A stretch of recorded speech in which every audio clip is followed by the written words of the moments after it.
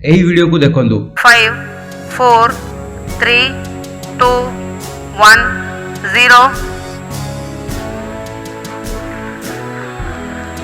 Plus 5 seconds. ये होची इसरो द्वारा पब्लिश करा जायतिबा चंद्रयान 3 रो लॉन्च वीडियो।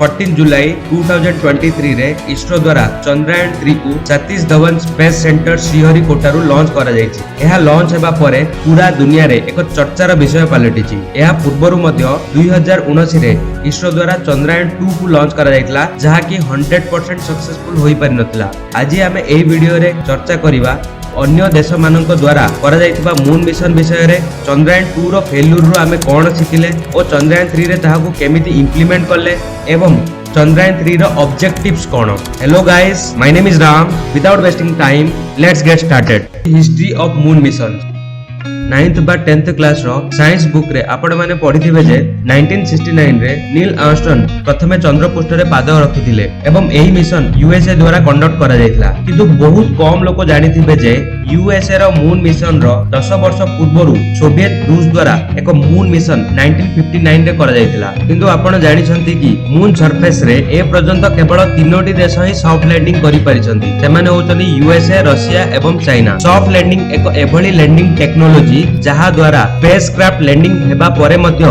यह सुरक्षित रही थाए। 2008 रे इंडिया द्वारा करा जायतिबा चंद्रयान 1 मिशन रे हार्ड लैंडिंग करा जायतिला। 2019 रे चंद्रयान 2 मिशन रे आमे सॉफ्ट लैंडिंग करबा को प्रयास तो करिथिलु, किंतु लैंड करबा समय रे मून सरफेस को आधा किलोमीटर दूर रे लैंडर रो कनेक्शन हम अर्थ सहित कटि जायतिला, जहा फल रे हमकु विफलता मिलिथिला। वर्तमान जदी चंद्रयान 3 मिशन सक्सेसफुल हुए तेबे आमे मून सरफेस रे सॉफ्ट लैंडिंग करिबा रे पूरा विश्व रे 4th कंट्री होई जिबा। बट डोंट वरी, एहा जानिबा को आपण मानकु बहुत समय अपेक्षा करिबा को पड़िबो नाही, कारण एहार रिजल्ट 23 अगस्त रे जाना पड़ी जिवो। एबे हमें चर्चा करिबा चंद्रयान 2 रो फेल्यूर रो हमें कोन सिखिले एवं चंद्रयान 3 रे ताहाको केमिति इंप्लीमेंट करले। चंद्रयान 2 रो डिजाइन बहुत कॉम्प्लेक्स थिला, कारण चंद्रयान 2 रे हमें एका संगरे ऑर्बिटर, लैंडर एवं रोवर को चंद्र पृष्ठ को पठाइथिलु। ऑर्बिटर तो सक्सेसफुली ऑर्बिट करि गला, किंतु हार्ड लैंडिंग कारणरु लैंडर रो सेंसर खराब होई गला एवं रोवर भी अकामी होई गला। एबे चंद्रयान 3 रे